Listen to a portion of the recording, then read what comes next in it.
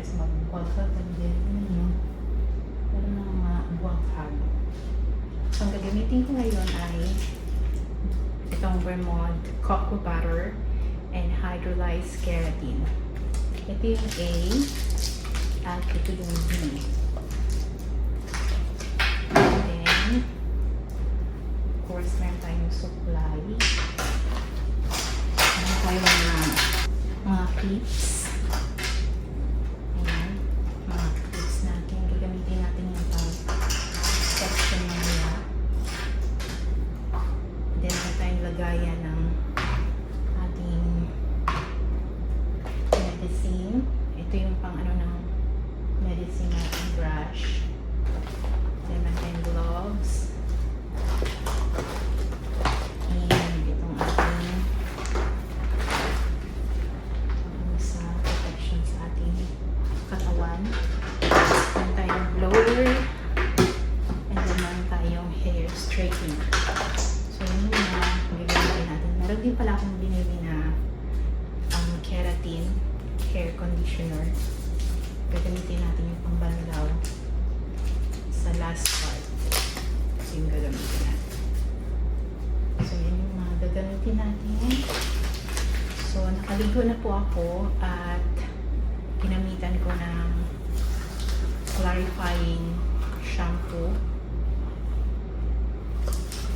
Clarifying shampoo yung aking ginamit para matanggal yung ulo at yung dumi sa buhok. Tapos, pinatuyo ko yung aking buhok. Yung ating gloves na gagamitin.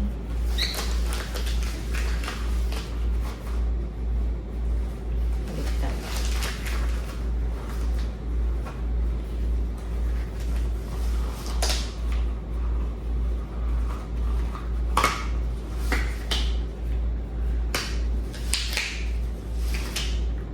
Okay, so yan na. So, unahin natin yung letter A. Ito ay 500 ml. Magagamit ko pa ito sa next year. Kasi ang expiration ito is 2028 pa.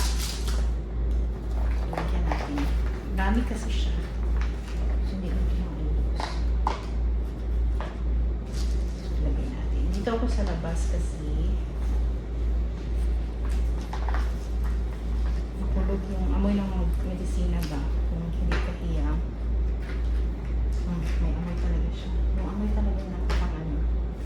So, ang gagawin ko muna ay i-section ko muna yung aking hair gamit ang mga clips. So, una hatiin natin siya.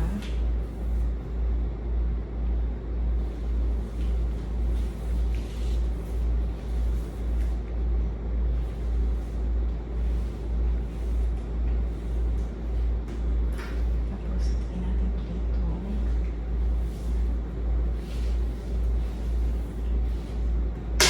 Very dry talaga yung hair. Tapos, ito. Hatiin natin yan. Gawin.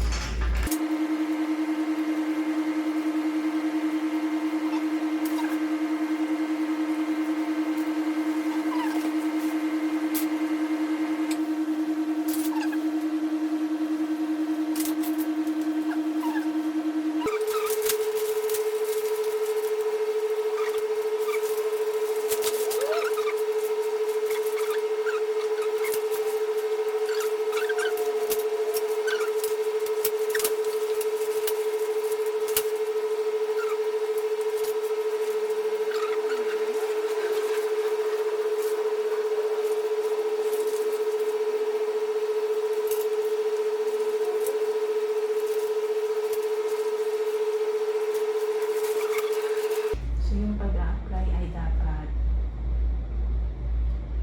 1 centimeter away sa scalp.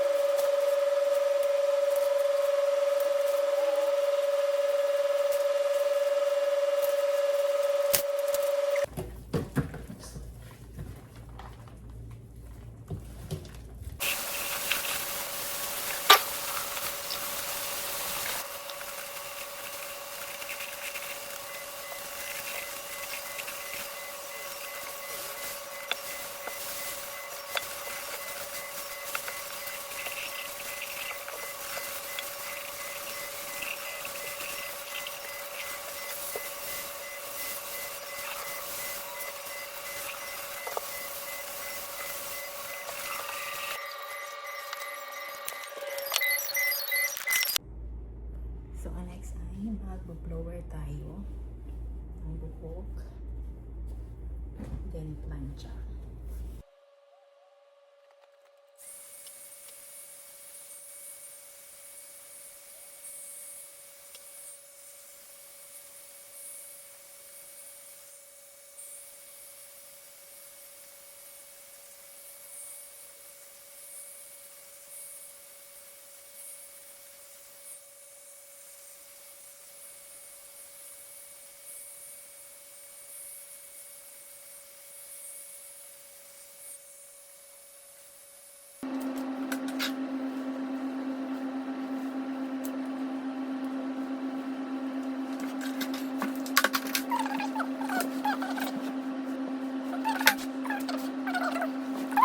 So ngayon, hingapin tayo ng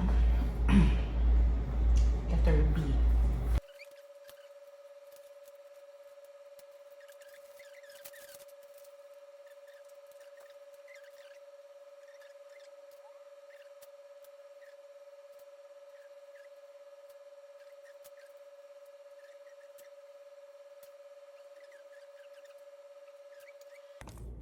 Okay, 30 minutes na. Nagbabanlaw na tayo.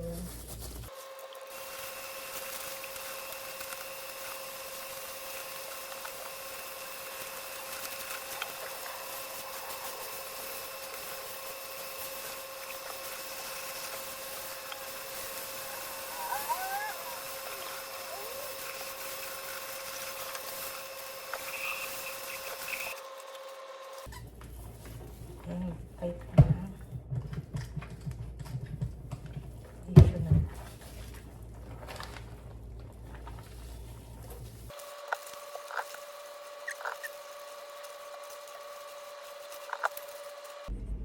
Ngayon ay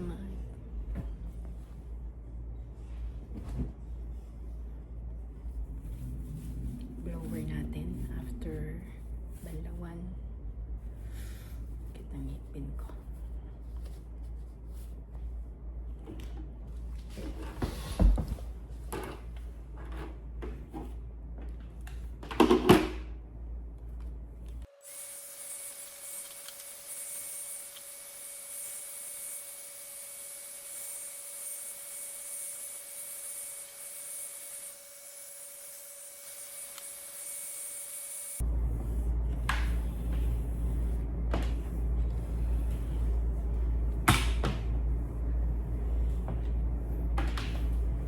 Okay, so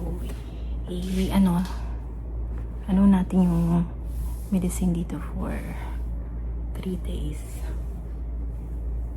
So maliligo ako at ipakita ko sa inyo. Ito pala yung likod niya.